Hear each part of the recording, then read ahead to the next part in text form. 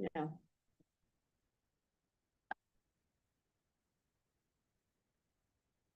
Am I good? Yeah, good. Good to go. Good evening. Calling to order the Committee on Finance, regular meeting. I am Providence Councilwoman Joanne Ryan. This is Tuesday, December 16, 2025. It is 5:33 p.m. Madam Clerk, would you kindly read the roll? Chairwoman Ryan. Present. Vice Chairman Taylor is absent. Counselor Angela. Present.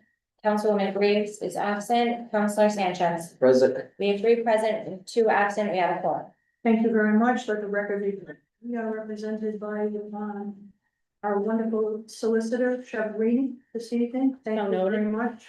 And the administration has sent Chief Mancini as well to testify on the fiscal notes on these matters. Okay, I'd like to take a motion to take an item out of order. I'd like to waive the reading and combine items 1 and 3 in here, 20 America Street and 157 Gayno Street. First, can I have that motion? Motion made by Councilor Andujar and seconded by Councilman Sanchez. All in favor? Aye. Any opposed? Ayes have it. Motion. Okay, Madam Clerk. What I'd like to do is call up whoever is representing 20 America Street and 157 Gayno Street. Let's get everybody sworn in. So actually, the Chief, can we swear you in as well?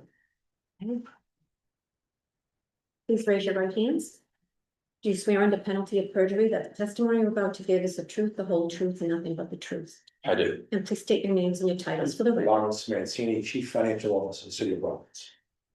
Zachary Bordoni, attorney on behalf of the 20 America LLC and Power 250 LLC. Okay, so attorney, how do you say your last name again? Bordoni. Bordoni. Yes. Okay. Would you like to just share with us, just summarize the 2 matters that are before us? And I think we'll start on Gayno. Is that okay with you? That's fine. Okay, so let's start with Gayno Street. So one, Before you start, the clerks have brought to my attention that we have substitutes for all 3 matters that are before us. So why don't we take what is presented before you, and I can see that the committee has red line versions. Let's take those as, let's call them substitute 1, 2, and 3. Motion made by Councilman Andujar, seconded by Councilman Sanchez. All in favor? Aye. Aye. Any opposed? Ayes have it. Motion carries. We have the items have all been substituted, and for the benefit of the council finance team, I just want to point out that these have been hanging around a bit. There were drafting errors related to time. We had to update the fiscal notes and we went through that process. The law department has reviewed them and provided what is before you today. Yes, some housekeeping items, removing jurisdiction of the I-95 Commission on 2024 to 2025. Not significant matters, but the fiscal notes have been changed. And that's why I asked the Chief Mancini to come and testify on that matter. So with that said, any questions, committee members? We good? Okay, let's start on Gayno Street. Tell us what it is, what the plan is, and share whatever details you'd like about the project. yes, thank you, Madam Chair. So it's 157 Gayno Street, colloquially, in our office, we refer to it as Gayno 3, because it's a part of 4 different parcels right next to each other on Gayno Street. The first 2 have already been approved for their TSAs. This is the 3rd in line. And we have the 4th one planned to be applied for most likely sometime next year. This is a 35 unit residential construction, new construction. It's going to have approximately 5 studios, 10 2-bedroom units, and 20 1-bedroom units. Can you speak slowly, please. Sure. 35 residential units, is that what you said? Correct. Okay, No Right. commercial, residential and commercial? no commercial. No commercial. You speak very fast. Okay, give us the rundown of the units, please. Yes, 'Cause I'm so writing it down. of the 35 units, 5 will be studio Yep. units, 10 will be 2-bedroom units.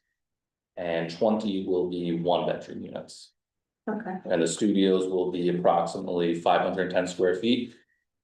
The 1-bedroom units will range from 664 square feet to 680 square feet. And the 2-bedroom units will be 875 square feet. all right, This is a project that we anticipate would involve 25 jobs for the construction of the building. As of now, there's nothing planned for any permanent jobs associated with the building afterwards. It would take approximately 10 to 11 months for construction to finalize. okay. Has construction been done? Yes, And how far along are you? that I am not sure of. I've just been informed that it has begun. Okay. All right. What else? This would be a category 2 TSA application, therefore it would be subject to the apprenticeship requirement, the minority business enterprise and women business enterprise requirements as well. And it would be a development that would, in the long run, obviously greatly increase the tax revenue on, this lot. This lot is currently taxed to bring in about 13,000 per year. And when the TSA runs at the end of 10 years, it would be somewhere around 124,000 is what it would be bringing in for the city. Okay. All right, any affordable? As of now, I do not believe so. They would be rented out at market rate. Okay. Do you have any estimates on market rate costs? I do not, but if you would like, I can provide that. We can try and compile that information and provide that to this committee. So there's a form that we used to use, that kind of is a quick, sheet, was that given to? I asked Gina to provide that to the. TSA presentation? Yeah.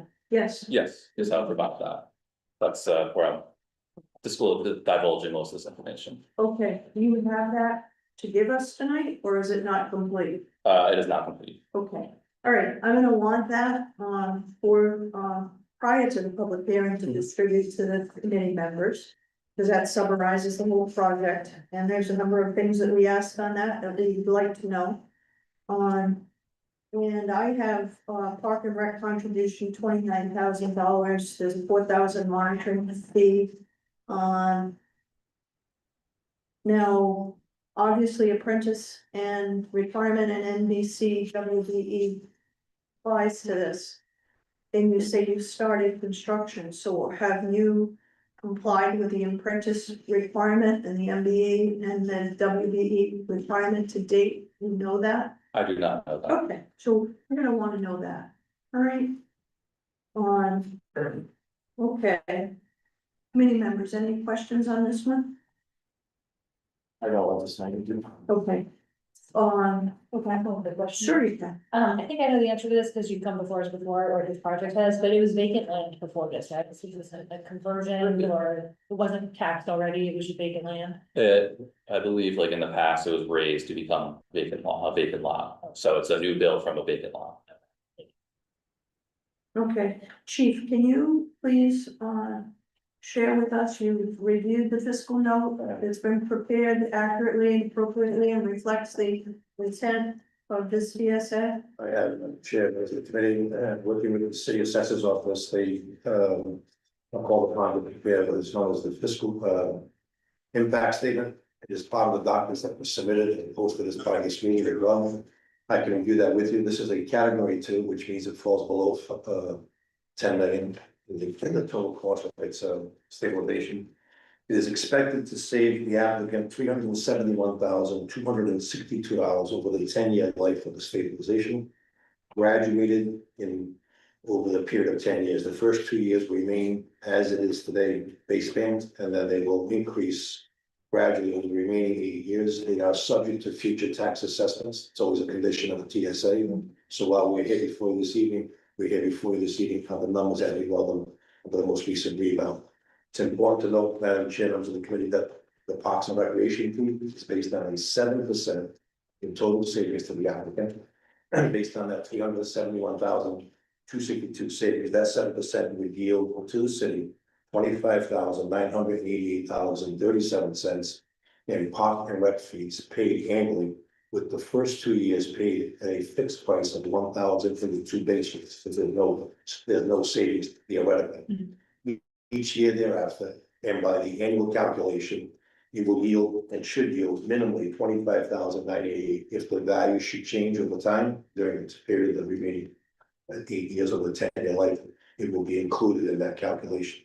In addition to that, section 3.14 calls for a monthly regulated monitoring fee due within 30 days of the documents being provided by the assessor at 0.001 of the total cost of project. In this instance, at $4,250,000, that 0.001 calculation is $4,250 annually during the life of the agreement. It's now become a standard provision in each of the documents, including the 3 that are before you this evening. Correct. Can I just ask you to restate the total amount of the park and rec contribution? Park and rec, based on my math, number. Madam Chair, 7% of the savings to the applicant of $371,260 would generate a park and rec fee of $25,980.37. Okay, wonderful. All right, committee members, any questions on that? No, nothing. No. Okay. Okay, I'm good with 157 B. Well, let's go right to the next one, which is 20 America Street. Please. Thank you, Madam Chair. This similarly is also a vacant lot, it's not developed. It is a paved lot, but it's not actively being used. This is going to be a 23 unit fully residential build. It will be 10 studio units, ranging from 304 to 340 square feet. And 13 one-bedroom units, ranging from approximately 450 to 468 square feet. Similarly, as of right now, these will be market rate, which we can try and obtain information on that for the future.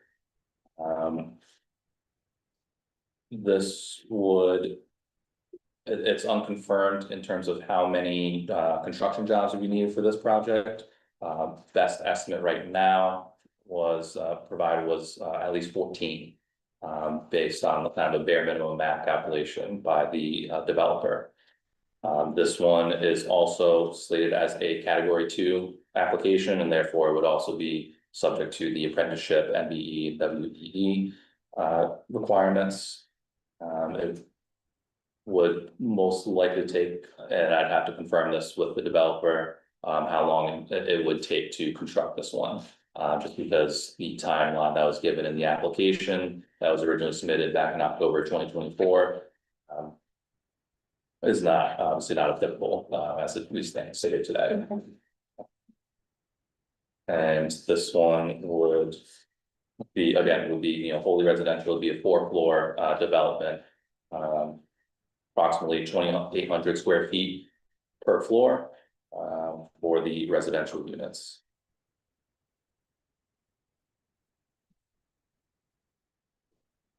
Do these have parking?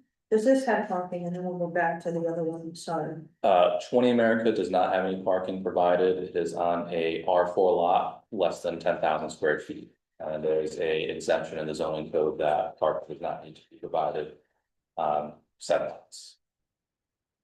And Gano does though? Gano also is technically exempt from providing parking, but there is parking provided you could refer to as a ground floor, and then the development is above the parking. I apologize, I do not have the exact numbers of parking for Gano, but I know it's not a one-to-one. But like I said, that's Gano 3 because it's 3 or 4, and the parking is gonna go along all 4 of the lots, under all 4 of the buildings. Okay. Anything else that you'd like to share on that? Not at this time, and if anyone has any questions, I'm more than. Committee members, any questions? Yes, please. Thank you. Councilwoman Nicole. Can you share who the developer is? 20 America LLC, Oh, that's just the name of the actual. yeah. And then, I know you don't know the timeline for when it would be completed, but do you have any sense of like when they would start construction if this were approved? I'd have to get confirmation from the developer. Obviously not anytime soon, like if it would be approved as soon as possible, given that we're not in the build season right now. So I would say, safe to say, at least like spring would be the soonest, but that's all I can say. Okay.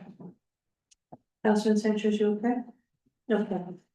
Chief, could you share your So, testimony on the fiscal note? so, Madam Chair, members of the committee, once again, the project cost of $3,537,200. This would generate savings to the applicant of $361,820.71 over the life of the 10 years. The first 2 years are base years. They will remain stable as they are today. They will then graduate savings over the remaining 8 years. As to the section 3.1 of Parks and Recreation fee, based on a 7% of the total savings, it would generate total Parks and Rec contribution over the 10-year life of the TSA, $25,327.45. In accordance to the provision of section 3.11, it will be payable as follows: $1,000 fixed in each of the first 2 base years. The remainder, in this case, $23,327, will be paid over the remaining 8 years, subject to any annual or triannual tax revaluations that may change the tax value, and hence the tax change will be incorporated that standard language. As to section 3.14, the monitoring fee is based on 0.001 of the total project cost, in this instance of $3,537,200.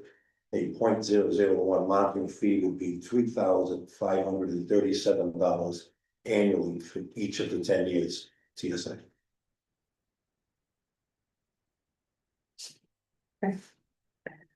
All right, any other questions on the fiscal notes on these 2 matters? Okay, all right, so, I don't have any further questions, and I thank you very much for presenting this evening. What we're gonna do is set this up for a public hearing, but we've got to coordinate schedules.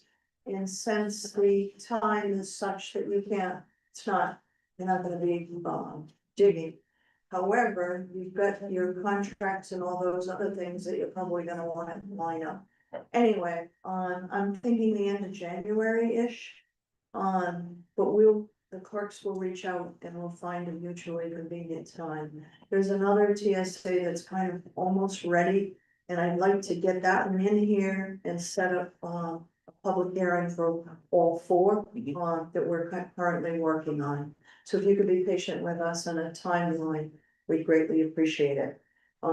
Certainly. Is that okay, Madam Clerk? I can do that, right? So we're gonna vote to schedule public hearings on these Yes. 2 matters. And we'll set a date at a later time? Yes, yes. Perfect, okay. So, is that okay? May I have that motion? Motion made by Councilwoman Andujar, seconded by Councilman Sanchez. All in favor? Aye. Opposed? Ayes have it. Motion carries. The matter passes and will be set up for a public hearing and a date to be determined. And I'm going to ask that when you come to the public hearing, you provide on full comprehensive presentation on all details that, we're looking for. And I'd like you, to complete the, TSA review document that the clerk should have provided, must have provided to you. Yes. And I'd like you to get that to the clerk sooner rather than later, before the hearing. Just to give the council, finance committee members an opportunity to review and digest it. As well as to formulate some questions, for further discussion. All right, so that's that. I thank you very much. Thank you. Okay, so the next item is on 386 Atlas Avenue. And we invited, the clerks invited 8 Hewitt Street to make a presentation on this. They are not here. So I'm going to ask if you could be so kind. Chief, could you please review the fiscal notice now? Well, Madam Chairman of the committee, I can tell you, in addition to the fiscal activity, it is a $5 million project. Based on $4.8 million of hard costs and additional soft costs of $200,000. It's considered to be new construction of 4-story mixed-use electric building. And while this will be the purview of the developer or the representative, I'm sharing that in summary because it's required to us to prepare the fiscal note. Some of the details are, it's a 1 commercial unit on the first floor and 21 residential units above. 10% of the commercial space with 27 internal parking spaces. And preliminary construction has fully begun. This is developed from information that the assessor's office has compiled during the application progress stage. Their work, as you know, centers around the tax valuations and then any savings to the applicant. So if I may, Madam Chair, continue in that process, the total savings to the applicant would be $526,761.74 under section 3.1 of the ordinance for the Parks and Recreation Fund. That would generate a total payment to the Parks and Rec Fund of $36,873.34. Once again, the 2 base years, because they are not tax stabilized or not changed, will generate fixed payment of $1,000 in each of those years. The remainder, $34,873.34, will be paid gradually and graduated over the remaining 8 years. And that's once again subject to valuation change occurring every rebound. Likewise, on section 3.14, the monitoring fee, based on 0.001 of the total construction cost of $5 million, that would generate a monitoring fee of $5,000 annually for each of the 10 years of the CSA.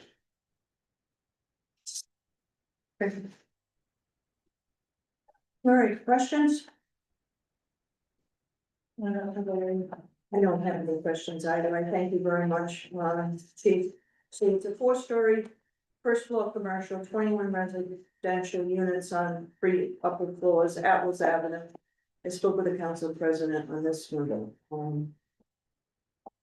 as well. So, let's just set a public hearing if that's okay. No further questions, okay? Motion to set a public hearing and a date to be determined. Motion made by Councilman Anderson, second by Councilman Sanchez. All in favor, aye. Any opposed? Ayes have it. Motion carries. Now passes. Thank you very much, everyone. That was a quick evening. I appreciate everyone's work. A lot of work has gone into these TSAs. I think we've got a new system that's pretty efficient.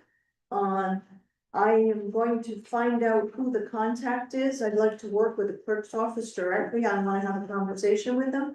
So please have them contact me. I want to make sure they get the form that we want to see at the public hearing. I'm disappointed that they weren't here today, but I just think we had a notice issue. But that's okay. We'll get beyond that. All right. Thank you all. Motion to adjourn made by Councilwoman Sanchez and Councilman Andrew and Councilman Sanchez, all in favor? Aye. Any opposed? Ayes have it. Thank you very much. Thank you.